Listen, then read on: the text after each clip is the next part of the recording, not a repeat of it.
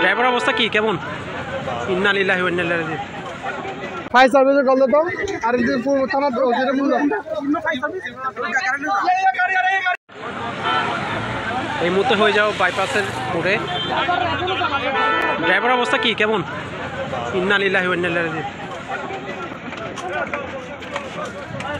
Driver অবস্থা অসহনীয়।